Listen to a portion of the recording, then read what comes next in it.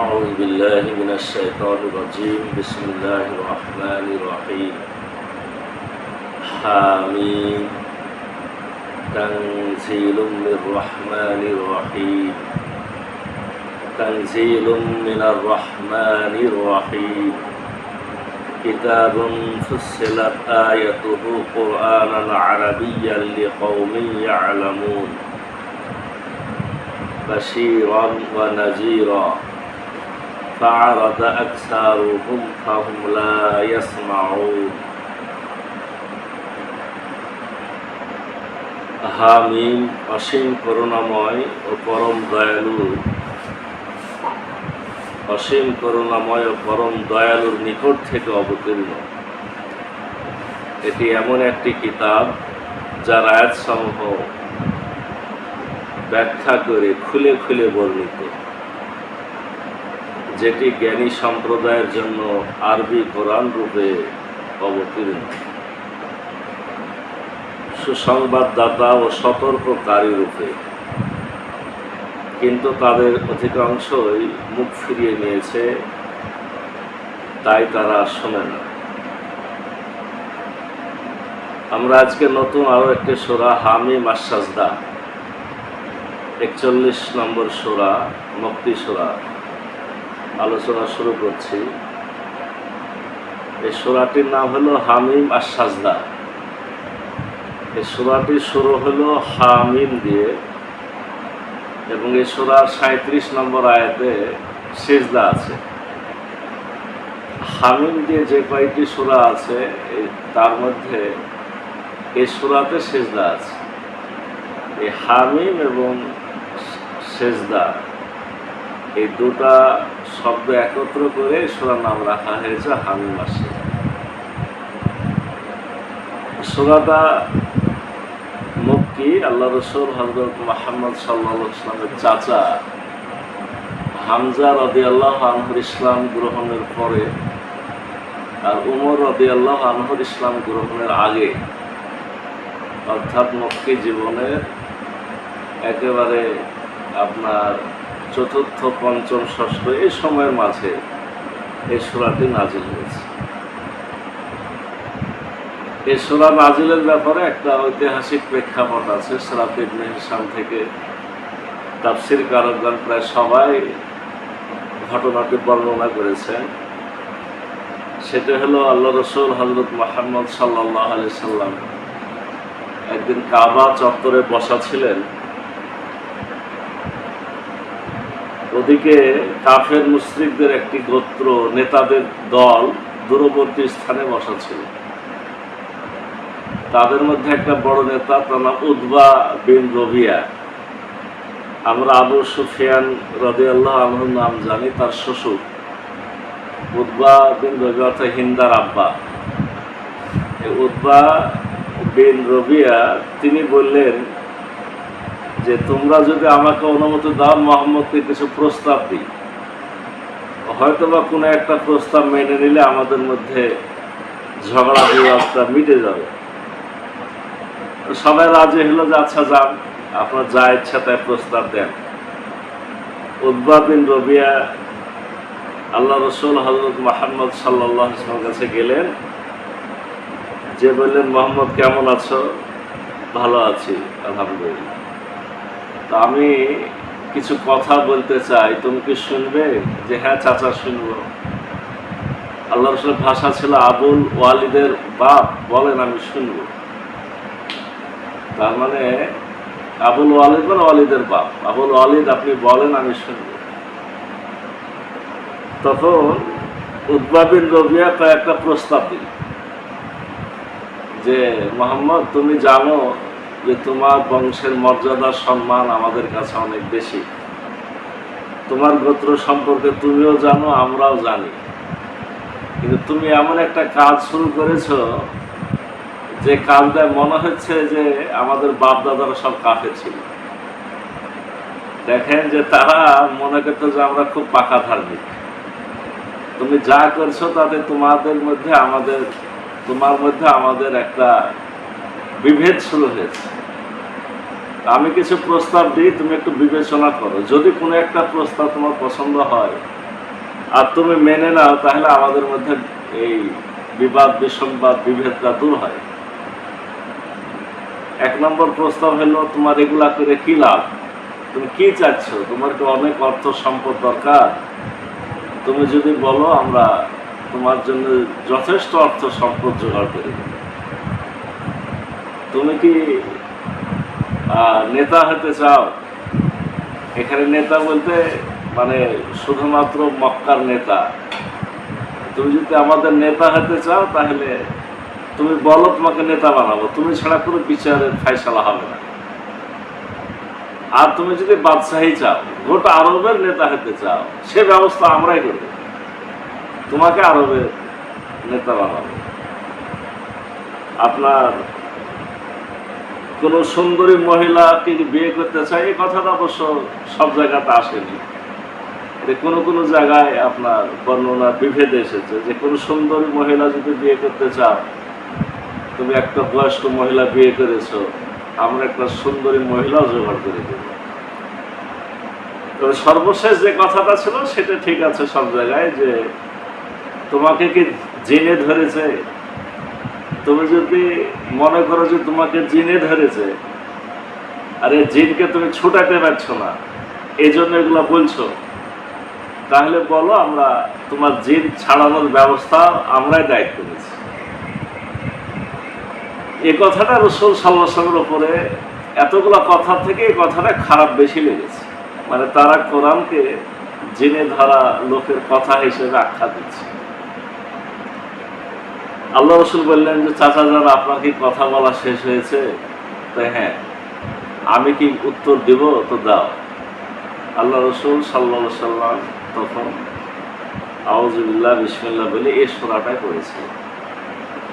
এই সূরাটা একেবারে 1 নম্বর আয়াত থেকে 37 নম্বর আয়াত পর্যন্ত আল্লাহ রাসূল সাল্লাল্লাহু আলাইহি ওয়াসাল্লাম তেলাওয়াত করে 37 নম্বর আয়াত পড়ে সিজদা করলেন।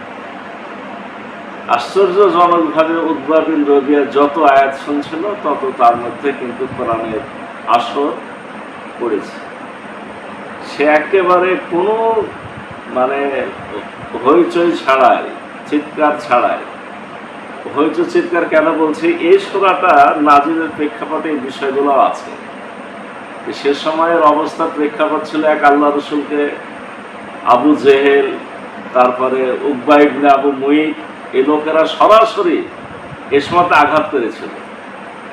উকবা বিন মুইত তো গলায় আপনার চাদর পেঁচিয়ে শ্বাসরোধ প্রায় করে ফেলেছিল।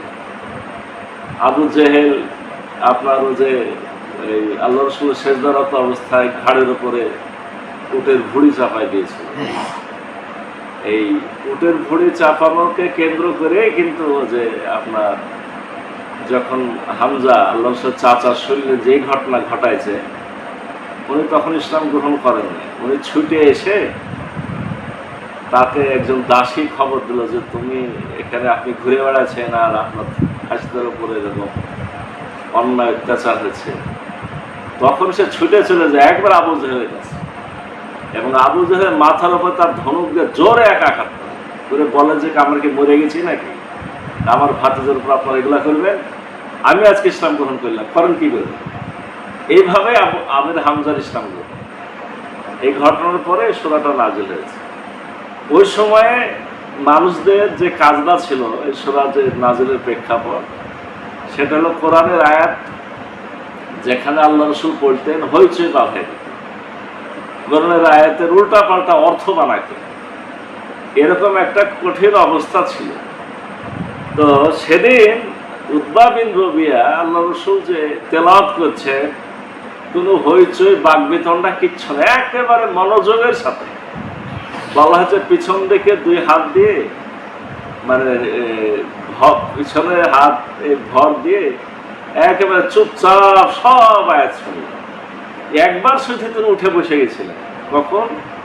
এই সূরা 13 নম্বর আয়াতে আছে যে তবু তারা যদি মুখ ফিরিয়ে নেয়, তবে বলো আমি তোমাদেরকে সতর্ক করছি এক বজ্রধ্বনি থেকে, বজ্রধ্বনি থেকে আদ ও সামুদের বজ্রধ্বনির অনুরূপ।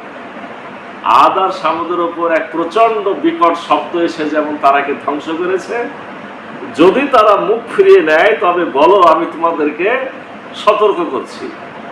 মানে এটা তো উতবা বিন রবিয়ার প্রশ্নের জবাব ছিল। তো উতবা বিন রবিয়া যখন দেখছে যে এটা আমার জবাব হিসেবে কথা বলছে, আর আমরা যদি আজ মোহাম্মদের কথা না শুনি তাহলে আদ আর শামুক জাতি যে হয়ে ধ্বংস হয়েছে, আমরা তো ধ্বংস হয়ে যাব। সাথে সাথে উঠে আল্লাহ রসুলের মুখকে চেপে ফেলেছিল যে বাবা তুমি রহম করো তোমার জাতির উপরে। তার মানে বিশ্বাসটা কত গভীরে, যখন একটা আল্লাহ রসুল পড়ছেন তার ভিতরে কত গভীর বিশ্বাস যে এই ঘটনা সত্যি ঘটে যাবে। এসব দিক চিন্তা করলে বোঝা যায় যে অর্থে আমরা ঈমান বলি, যে শুধু বিশ্বাস করা, এই ঈমান আমাদের থেকে কাফের মুশরিক আরবের লোকদের অনেক বেশি ছিল। শুধু বিশ্বাস এটা মোহাম্মদ, এটা আল্লাহর ঘর, আল্লাহ আছে, বিশ্বাস তাদের ছিল। করতো নাকি কথা শুনতো না, কাজ করতো আর শিরক করতো। তো 13 নম্বর আয়াতে মুখটা চেপে ধরেছিল, কিন্তু বাকি একেবারে 37 নম্বর আয়াত আল্লাহ রসুল সেজদা দিলেন, সেজদা থেকে উঠে বসলেন, বসে বললেন যে চাচা আপনি কি আপনার জবাব পেয়েছেন? বলছে হ্যাঁ পেয়েছি। উনি কোনোই কথা বললেন উতবা বিন রবিয়া, মানে বুঝে গেল যে আমি যা বলেছি এগুলো আমি উল্টা পাল্টা বলেছি। আল্লাহ রসুল আসলে এই কথা বলেনি। এই কেতাব জাদুরও কেতাব না, গণকের গণনা বিদ্যাও না, এটা কোনো কবিতাও না, এটা অবশ্যই আল্লাহর কাছ থেকে অবতীর্ণ বাণী। এই বিশ্বাসটা তো পুরোপুরি হয়েছে। এবং সে ওখান থেকে উঠে যখন যায়, ওই দূরে তো ওরা তাকায় আছে। ওরা তো চেয়েছিল যে রসুল যাবে, এই রসুলের কাছে এই উতবা যাবে, একটা হইচই হবে, আনন্দ ফুর্তি আমরা করব, আমরা আবার মিটাতে যাব, মানে এরকম একটা খারাপ উদ্দেশ্য নিয়ে তারা বসা ছিল।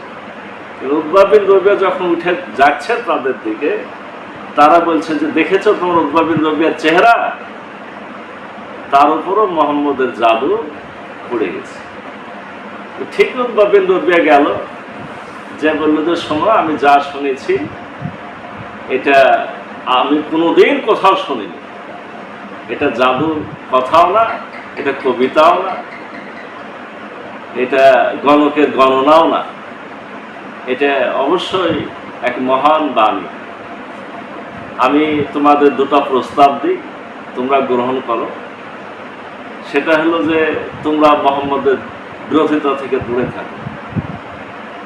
মোহাম্মদ যদি সত্য হয়, আরবের যদি বিজয় ঘটে, এই বিজয় তো তোমাদেরই হবে। মোহাম্মদের বিজয় মানে তোমাদেরই বিজয়, সে আরবের মক্কার ছেলে। আর যদি মোহাম্মদ ভুল হয় আর আরবের অন্য এলাকার লোকেরা তাকে হত্যা করে, তাকে পরাজিত করে, তোমরা হাতটা তো বাঁচালে, তোমাদের দ্বারা সে আঘাতপ্রাপ্ত না হলো, অন্যরা যা ইচ্ছে করুক, তাকে ছেড়ে দাও তার মতো। তো তারা তো হাসি দিয়েই তার কথাকে অবজ্ঞা করলো। তারা যখন তাচ্ছিল্য করলো, উতবা বিন রবিয়া এতক্ষণ যে তার উপরে প্রভাব পড়েছিল সেটা তারও নষ্ট হলো, সে কাফের, তার কাফেরই থেকে। তাহলে একটা গুরুত্বপূর্ণ ঘটনা প্রেক্ষাপটের বিষয়ে এই সূরাটা নাজিল হয়ে কাফের মুশরিকদের জবাব দেওয়া হয়েছে। এজন্য সূরার শুরুতেই হামিম, এটা তো এর কোনো অর্থ নাই। আর হামিম বলেই আল্লাহ রাব্বুল আলামিন, একবার তো সূরার শুরুতে বিসমিল্লাহির রহমানির রহিম থাকে, কিন্তু কোরআনের মধ্যে এখানে বলে দেওয়া হলো যে অসীম করুণাময় ও পরম দয়ালুর নিকট থেকে এটা অবতীর্ণ।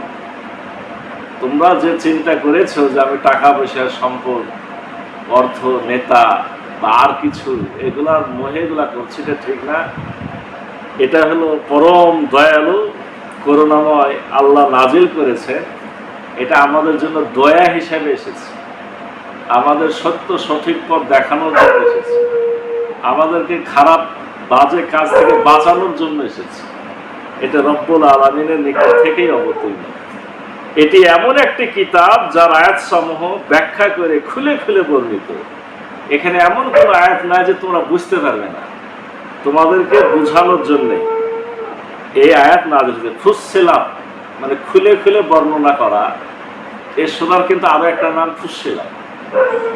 একটা নাম হলো হাম্মা সাজদা, আর একটা নাম কিন্তু এই 3 নম্বর আয়াতের এই শব্দ থেকে না হচ্ছে ফুসসিলাত।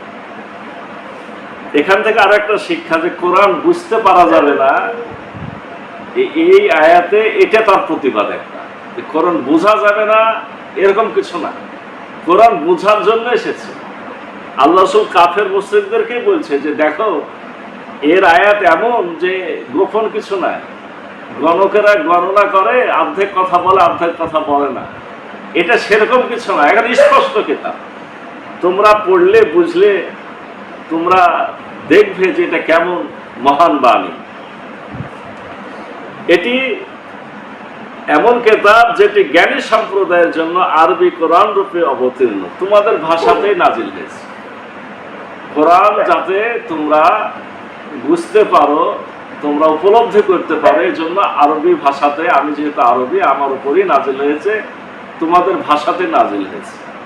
মানে কোরআনকে না মানা, আল্লাহ রাসূলকে না মানার পিছনে এটা একটা তাদের যুক্তি ছিল, যে কোরআন যদি অন্য ভাষায় নাজিল হতো তাহলে আমরা বুঝতাম যে মুহাম্মদ আল্লাহ রাসূল, ও তো নিজের ভাষাতেই কথা বলে, ও তো আমাদের মতোই মানুষ, এরকম কথা সব জবাব কিন্তু সূরাতে আছে।